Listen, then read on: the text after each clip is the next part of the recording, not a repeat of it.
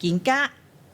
人哋也看到一个好精美的，也系本人人的礼物，很精美。是的，一个系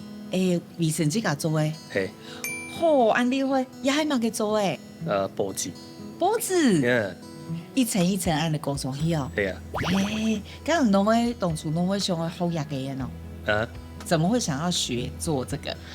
这一开始个是喜欢哈嘎斯，这个不是学啦，这个是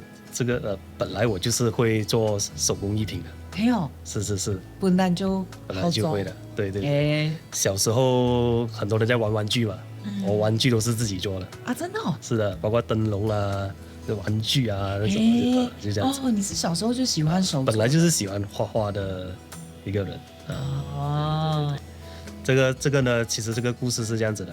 我就加入了这个客家工会，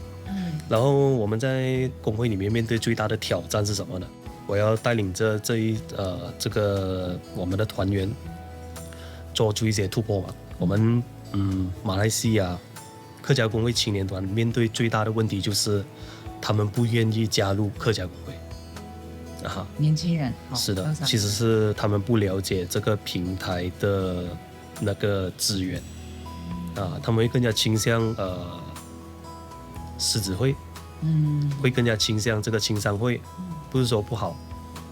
大家都有他的那个目标跟目标是对啊。然后为什么青年呢？他比较不想要加入这一个客家工会，他们认为是老人团啊，他们就觉得因为我们会比较倾向传承文化啊。我有做过调研啊，我有问他们，为什么你们不想要加入？他说我饭都吃不饱，我怎么样传承文化？啊，所以呢，我们最大的挑战就是我们要去改革，我们就要创新我们要在文化上的创新，让更多人可以认识到我们客家的文化，要怎么样去创新呢？然后我们还要加入一些商业的元素，让他们进到来能够提升自己的那个经济实力，或者是他们的那个生存的条件提升，生活的条件提升，不能够说生存就这样子。然后回到来这个石头呢，当时就讲说要创新嘛，我们其实是在做这个之前是成立了一个青狮队，客家青狮队，客家青狮队呢，那时候就有在想。过年或者是有什么表演，大街小巷去舞这个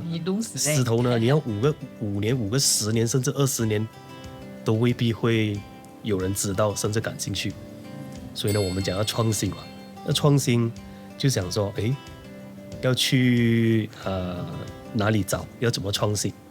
那时候就突然间我们有做这个工会的开幕典礼，就那个会庆。会庆的时候呢，就想说想要让这个其他属会来到留下一个深刻的印象，然后就想说，有什么又可以在这个会庆的同时，让我们能够展现一些文化创新的东西。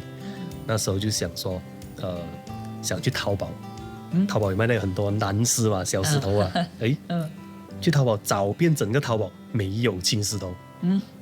然后我的团员问我怎么办，我就说自己做。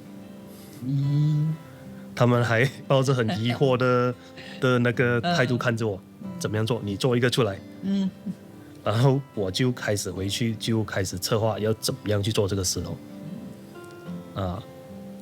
它到底要用什么材料，然后应该怎么样呈现全部东西做出来，亲手做了一颗头出来，给大家看，然后再透过理事会通过石头，我们就开始做这一个东西了。